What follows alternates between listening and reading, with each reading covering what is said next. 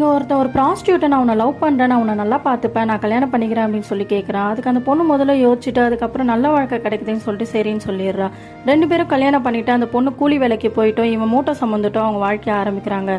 தங்கத்துக்கு வீட்டு வாசல் இல்லாதனால ரோட்லேயே அவங்க வாழ்க்கையை தொடங்குறாங்க. என்னதான் திருந்தி வாழணும்னு நினைச்சாலும் அந்த ஊரில் இருக்க ஆம்பளைங்க அவளை தப்பாவே பார்க்குறாங்க. அப்படி ஒரு நாள் ஒருத்தன் அவன் கையை பிடிச்சி எடுத்து கூப்பிட்டதோ அவங்க புருஷங்கிட்ட போய் அதை சொல்லிடுறான். அவங்க புருஷன் அந்த பையனை போட்டு செம்மடி அடிச்சு. வழக்கம் போல நைட்டு ரோட்ல தூங்கிட்டு இருக்கும்போது போலீஸ்காரங்க இவங்க தப்பு பண்றாங்க அப்படின்னு சொல்லிட்டு அரெஸ்ட் பண்ணி கோர்ட்டுக்கு கூப்பிட்டுன்னு போயிடுறாங்க. கோர்ட்ல ஜட்ஜ் அவங்க கேட்கும்போது அவங்க பேரை மட்டும் சொல்றாங்க, அவங்களோட விலாசமோ அவங்க பெற்றவங்களை பத்தி எதுவும் சொல்ல மாட்டாங்க. இதனால ஜட்ஜி என்ன உங்க பேரை மட்டும் சொல்றீங்க, உங்களை பத்தி எதுவுமே சொல்ல மாட்டீங்க அப்படின்னு சொல்லி கேட்கறதுக்கு அவங்க நாங்கள் புருஷன் பொண்டாட்டி தான், நாங்கள் எந்த தப்பும் பண்ணல அப்படின்னு சொல்றாங்க. புருஷன் பொண்டாட்டி தான், நான் எதுக்கு ரோட்ல பார்த்து தூங்குறீங்கன்னு சொல்லிட்டு அங்கே இருக்கவங்க எல்லாருமே சிரிக்கிறாங்க.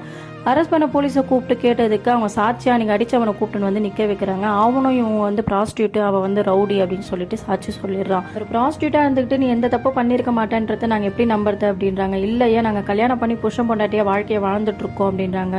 என்னதான் திருந்தி வாழ்க்கையை வாழணும்னு நினைச்சாலும் இந்த சமூகம் வாழ விடாம அவங்களை தூக்கி ஜெயிலில் போட்டாங்க.